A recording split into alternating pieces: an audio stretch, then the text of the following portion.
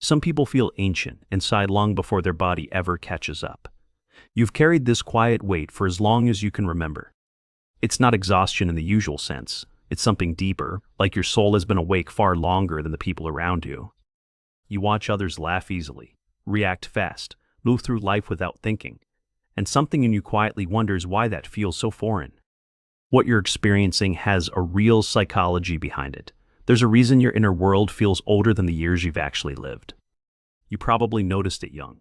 While other kids played without thought, you were already observing, already calculating, already aware of things.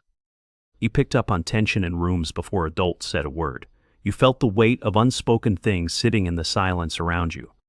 Most children live inside the moment completely, but you live slightly above it, watching everything unfold like a quiet witness. That early awareness changed something inside you. It pulled you out of childhood faster than most people ever realized was happening.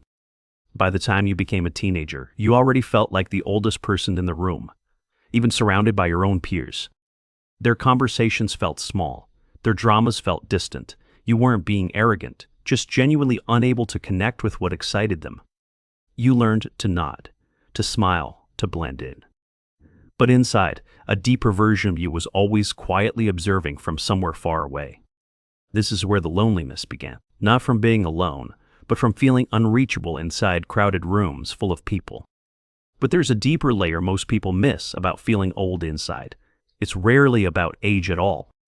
It's about how much emotional information you've processed in a short time. Your inner clock runs faster than your biological one ever could. When you grow up paying attention to everything, you age inside without permission. The mind accumulates weight the body never agreed to carry. You learn early that people don't always say what they mean, that love can come with conditions, that safety can disappear quickly. These lessons don't leave. They settle into your nervous system and quietly shape how you experience every relationship that follows.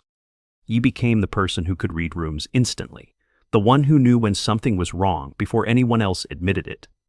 That awareness is a gift, but it's also a quiet kind of burden. You see things you can never really unsee again. And here's what nobody talks about. Feeling old inside often comes from carrying responsibilities you were never supposed to carry. Maybe you became the emotional caretaker in your family young. Maybe you were the one holding everyone else together while no one held you. Maybe you grew up around adults whose pain you absorbed silently. You learned to manage their feelings before learning to feel your own. That kind of childhood doesn't end when you grow up. It just becomes the silent operating system running underneath your adult life. You walk into rooms and immediately scan for emotional safety. You read faces, tones, micro-expressions without even realizing you're doing it. Imagine sitting at a dinner with new people. Everyone seems relaxed, casual, present, but you're already 5 steps ahead emotionally. You notice who's uncomfortable, who's performing, who's hiding something behind a careful smile. Your mind processes all of it automatically. By the time you leave, you're exhausted in a way no one else seems to feel. They had dinner. You had a full emotional excavation. This is what feeling old inside actually looks like. It's not gloom or depression. It's premature emotional fluency in a world that moves slower. You understand people in ways they don't understand themselves. And that understanding creates a quiet distance you didn't ask for. If any of this is sounding familiar, drop a single word in the comments. Just say, seen. That's all. Sometimes naming the experience out loud changes something inside you. It tells the deeper part of you that someone finally gets it. And let me ask you something honestly. When did you first feel older than your age? What was happening around you then? Sit with that question for a moment, because the answer usually holds more than you expect it to hold. Now back to the deeper pattern, because there's still more underneath this experience that most people never fully decode. People who feel old inside often struggle with small talk. Not because they're rude, but because surface conversation feels physically uncomfortable. You crave depth the way other people crave entertainment. A real conversation feeds you, while shallow chatter slowly drains your energy. This is why social events leave you empty. You're searching for connection that most environments simply aren't designed to give you. You'd rather sit in silence with one understanding person than spend hours surrounded by people who only skim the surface of themselves. That's not antisocial. That's a nervous system tuned to a different frequency than the one most casual interactions operate on. This is the moment you start to understand yourself differently. You're not broken for needing depth, you're built for it. Your relationships often feel asymmetrical. You give more emotional attention than you receive, and slowly that imbalance becomes exhausting. You remember details about people they've already forgotten about themselves. You hold space others didn't even know they needed held. But who holds space for you? That question lingers quietly inside people who feel old, because the answer is often nobody. You've been the wise friend, the calm one, the one everyone leans on, and inside, you're tired of being the steady center for everyone else. Psychology has a quiet name for this pattern. It's called parentification, when a child takes on emotional roles far beyond their actual years. But it doesn't end in childhood. It becomes your adult identity, the role you keep playing because you don't know how to stop. You feel guilty resting. You feel selfish setting limits. You feel uncomfortable when someone tries to take care of you for once. Because being cared for feels foreign. Your nervous system learned that love means being useful, not being received. And then there's the strange grief that comes with feeling old, a grief for the lightness you never really got to have. You see people in their 20s truly enjoying being young, and something inside you mourns quietly because you skipped that chapter entirely. You were already responsible at 12, already analyzing at 15, already emotionally tired at 20 when others were just beginning. That grief is real, even if you can't quite name it. It's the loss of a version of yourself that never got to exist. But here's the most painful insight, and it deserves your full attention. Feeling old inside has quietly shaped who you're attracted to. You're drawn to people who match your depth, but sometimes that depth came from their own wounds, and you sense it immediately. You say their pain underneath their performance, and something in you wants to understand it, hold it, maybe even heal it.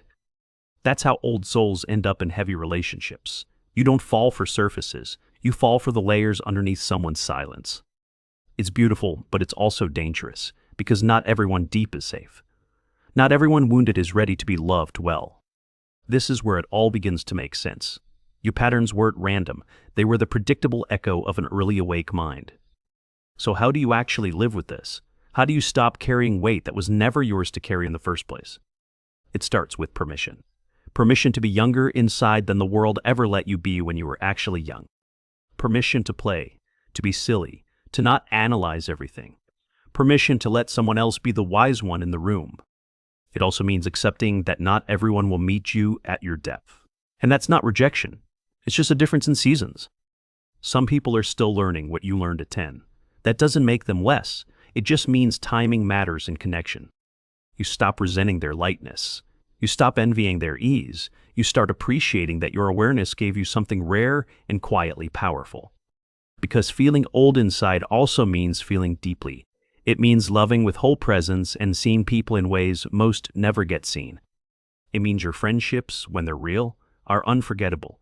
Your love, when it lands, is the kind people remember forever. You're not too much. You're not too serious. You're not strange for needing meaning where others need entertainment. You're someone whose inner world grew faster than the world around it expected. And that's not a flaw. It's a quiet form of depth. The work now is gentleness. Letting your nervous system finally rest. Letting yourself receive what you spent years giving to everyone else. Letting yourself be small sometimes. Unsure sometimes. Uncertain sometimes. Without performing wisdom you didn't ask to carry in the first place. Because the truth is, you were never old. You were just awake too early in a world that didn't notice you were watching. So tell me honestly in the comments. When did you first realize you felt older than your age? What moment showed you that?